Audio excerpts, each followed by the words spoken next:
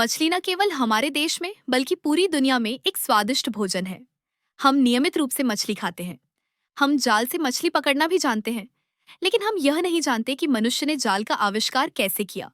अगर आप जानना चाहते हैं कि मनुष्य ने जाल का आविष्कार कैसे किया, तो इस वीडियो को अंत तक देखें।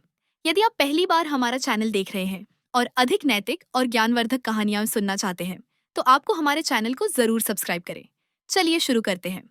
बहुत पुरानी बात है। उस समय इंसान धरती पर नया नया आया था। वह जंगलों में रहता था, पेड़ों के फल खाता था और कभी कभी छोटे जानवरों को पकड़कर अपना पेट भरता था। लेकिन जानवर बहुत फुर्तीले होते थे। उन्हें पकड़ना आसान नहीं था। न उस समय खेती थी, न औजार, और न ही शिकार के लिए कोई जाल। ऐसे में कई बार इंसानों को भूखा रहना पड़ता था। ऐसे ही एक गांव में एक युवक रहता था।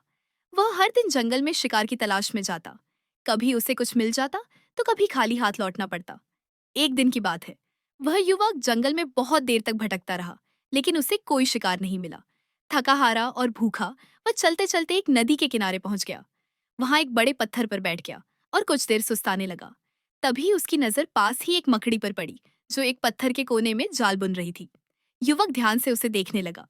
वह देखकर चकित रह गया कि कैसे वह छोटी सी मकड़ी बारीकी से धागे जोड़कर एक सुंदर और मजबूत जाल बना रही थी।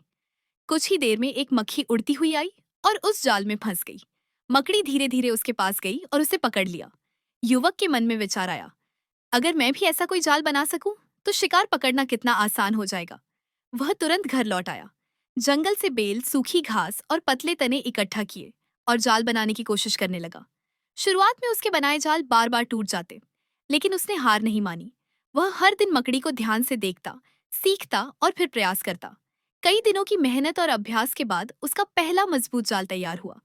अगली सुबह वह अपना जाल लेकर जंगल गया। उसने उसे एक संकरी पगडंडी पर फैला दिया, जहां हिरणों का रोज आना जाना होता था। कुछ ही देर में एक हिरण उस जाल में फंस गया। युवक की आंखों में चमक आ गई। उसकी मेहनत रंग लाई थी। खुशी खुशी वह गांव लौट आया और सबको अपनी खोज दिखाई। गांव के बुजुर्गों ने कहा, तुमने सिर्फ एक जाल नहीं बुना है, तुमने बुद्धि और धैर्य से रास्ता निकाला है। गांव के लोग युवक से जाल बनाना सीखने लगे। धीरे धीरे यह कला पूरे गांव में फैल गई, फिर आसपास के गांवों में भी। उसी दिन से इंसान ने जाल बनाना सीख लिया, पहले शिकार के लिए, फिर मछली पकड़ने के लिए, और समय के साथ यही कला खेती और बुनाई तक पहुंच गई। सीख, प्रकृति ही सबसे बड़ा शिक्षक है।